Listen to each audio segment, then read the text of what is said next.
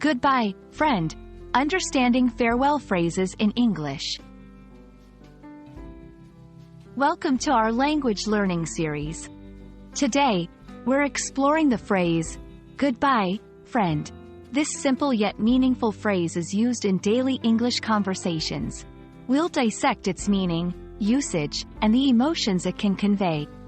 So, let's dive into the nuances of this common farewell phrase and enhance your English communication skills.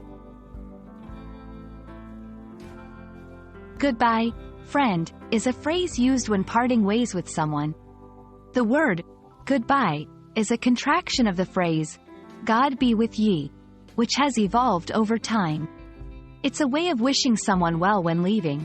Adding friend to the mix personalizes the farewell, emphasizing the friendly relationship between the individuals. This phrase is versatile and can be used in both casual and semi-formal situations.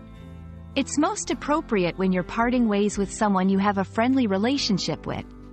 You might say, goodbye, friend, after a casual meetup, a group study session, or even at the end of a friendly business meeting. It's important to note the tone and body language that accompany the phrase. A warm tone and a smile make it feel sincere. While goodbye, friend, is a common phrase, it carries emotional weight.